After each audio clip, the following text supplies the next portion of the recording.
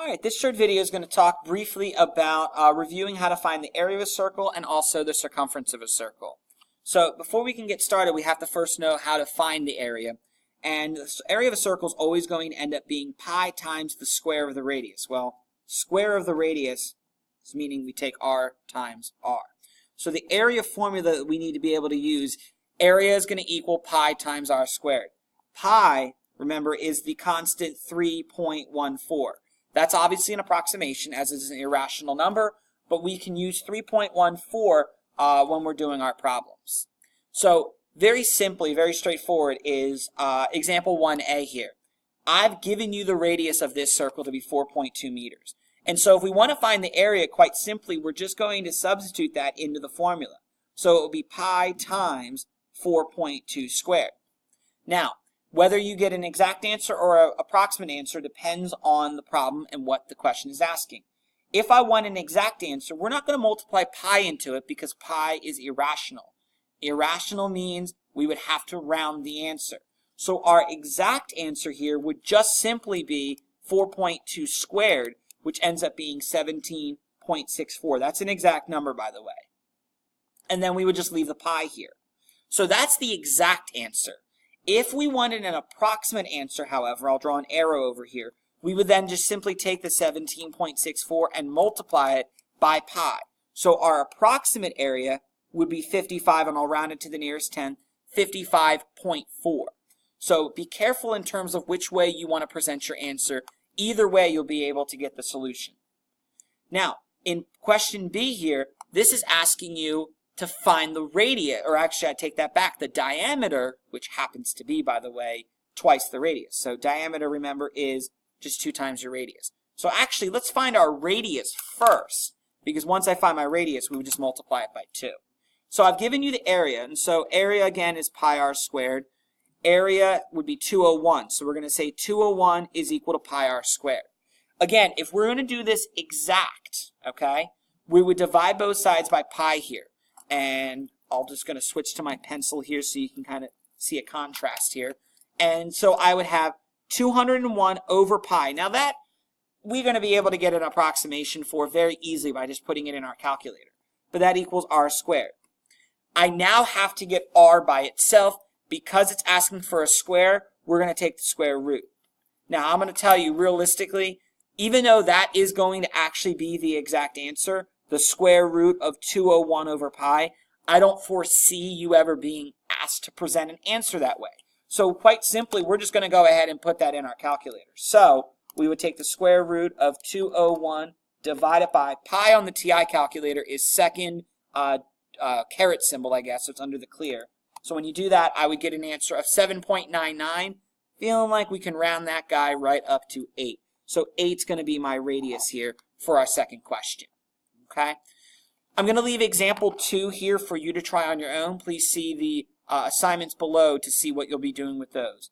But we're going to move on to the last part of this video to talk about circumference. So circumference is essentially I guess a fancy word or a specific word to find the perimeter.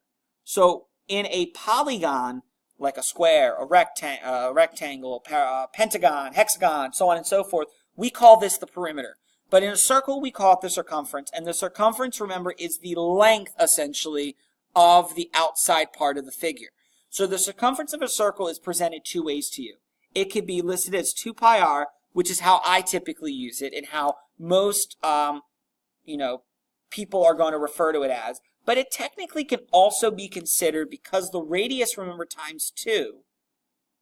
Backtrack real quick. Back on example 1b, since I just remembered, you cannot forget what the question asks. So we're going back to this, and this the theorem reminded me here. They wanted the diameter, by the way. So if the radius was 8, that means our diameter is actually 16.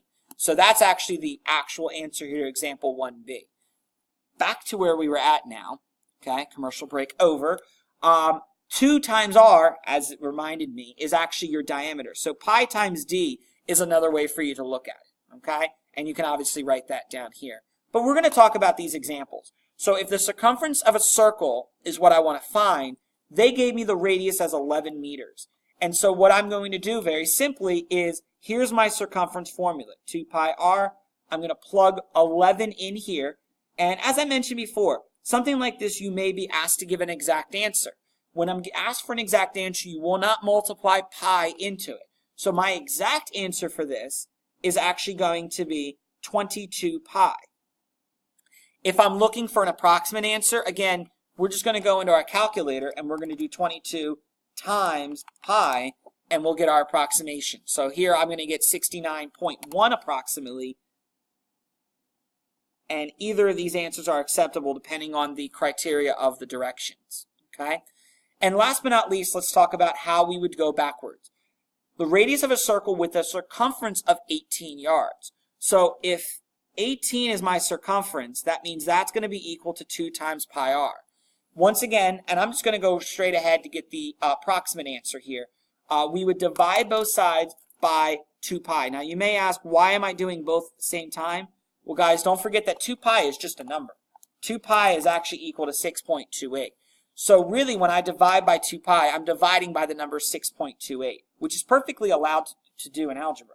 So when I do 18 divided by, now in the calculator, if you're going to type 2 pi, if you do that, the calculator is going to have an issue because it's going to divide these two first and then multiply that second. It doesn't recognize that both of these should be in the denominator. So either use the fraction key like this and do 18 over 2 pi, or an alternate answer here would be 18 divided and then in parentheses type 2 pi so that the calculator knows both terms are in the denominator.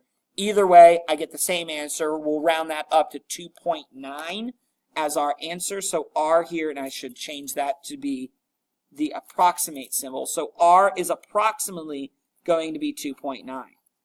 Once again, I'll leave example 2 for you to try on your own, and take a look below to look at some additional review problems on area and circumference.